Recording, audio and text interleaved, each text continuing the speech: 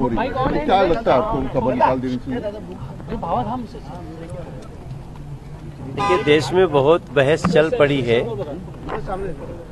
और क्या होगा क्या नहीं होगा ये तो कानून तय करेगा।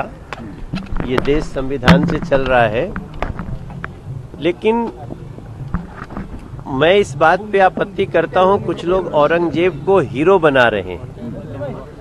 हमें उनसे आपत्ति है और ऐसे सभी लोगों को चिन्हित किया जाना चाहिए जो औरंगजेब को हीरो मान रहे हैं। औरंगजेब हमारे इस देश का शत्रु रहा है, वो आक्रमणकारी रहा है, उसने निर्दोषों के खून बहाए हैं, उसने जो जो कुकृत्य किए हैं उसकी अब तो फिल्में भी बन रही हैं।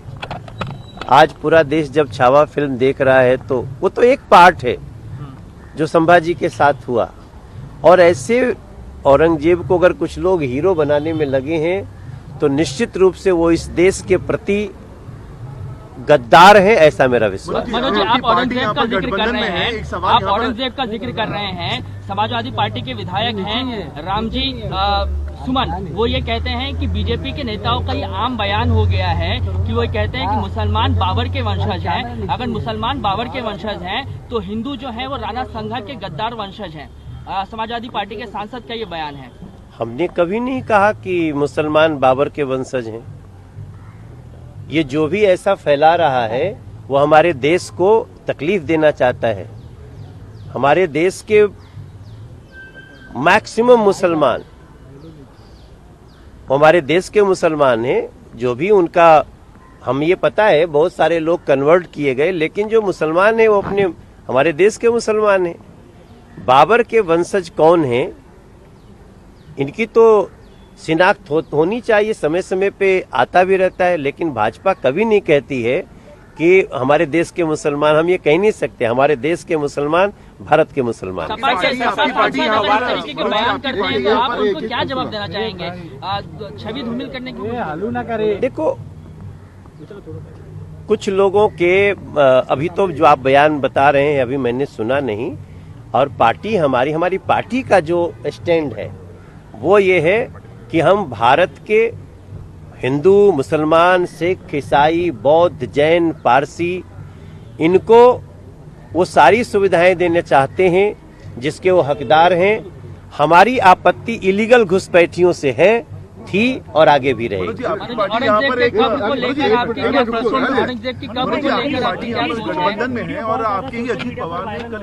एक एक करके लेते हैं। पवार का स्टेटमेंट ये था कि जो भी मुसलमान भाइयों की बहनों की तरफ आंखें उठा के देखेगा हम उसकी आंखें नोच लेंगे। ये कॉन्टेक्स्ट है क्योंकि हाल फिलहाल में बहुत ज्यादा बयानबाजी हुई, आपकी पार्टी के लीडर्स ने काफी बयानबाजी। देखो, मैं एक बात बताऊं, हमारी पार्टी का स्टैंड मैं आपको बता रहा हूं। हमारी पार्टी कभी भी डिस्क्रिमिनेशन धर्म के आधार पे नहीं करती। हम सबका साथ सबका विकास वाले हैं। कुछ लोग हैं जो अपनी गलत बयानी से इस तरह का माहौल खराब करते हैं।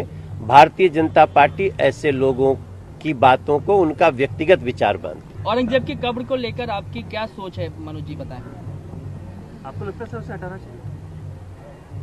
मैंने तो पहले कह दिया, ये देश कानून से चलता है, उसका क्या होगा। लेकिन औरंगजेब को जो भी इस देश का व्यक्ति रह के हीरो मानता है वो सवालों के घेरे। नीतीश कुमार की तबीयत को लेकर बहुत सवाल खड़े किए जा रहे हैं। ये कल सदन भी स्थगित रहा था और आज पोस्टर भी लगाया गया राबड़ी के घर के बाहर। देखो, इसमें तो कोई दो राय नहीं है कि नीतीश जी की तबीयत कोई ऐसी तकलीफ है जो बार बार देखने को मिल रहा है। मगर आगे क्या होगा उसको हमें उनका, नीतीश जी का एक बहुत बड़ा इतिहास रहा है बिहार के विकास में। अब अगर किसी की तबीयत खराब है तो उसके ऊपर राजनीति नहीं होनी। तबीयत खराब है तो बिहार का चुनाव किसके नेतृत्व में लड़ा जाएगा? नीतीश जी को आराम दिया जाएगा? Party decide. तेजस्वी यादव मस्जिद का भी दौरा कर रहे हैं, मंदिर का भी, ऐसा कहा जा रहा है। सुबह तिलक लगाते हैं, शाम को टोपी, क्या कहेंगे? उसके बाद अब चुनाव नजदीक आ रहे हैं तो मंदिर मस्जिद का जो पूरा चुनावी प्रकरण है वो शुरू हो गया है।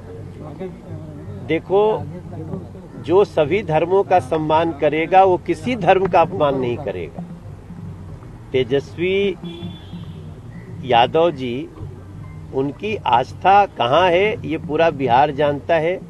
चुनावी हिंदू बनते रहते हैं ये लोग, लेकिन चुनावी हिंदुओं को देश और बिहार अच्छी तरह पहचान रहा है, महाराष्ट्र भी पहचान रहा है। आरजेडी की तरफ से आज पोस्टर लगाया गया, नीतीश कुमार को नायक नहीं खलनायक बताया। उनका कहना है कि उन्होंने महिलाओं का अपमान किया, अब राष्ट्रगान का अपमान कर रहे हैं। ये तो मैं समझता हूँ ये बहुत ही अजीब स्थिति है। अगर किसी का तबीयत खराब है उसके ऊपर राजनीति कर रहे हो, ये बहुत ही छोटी सोच है।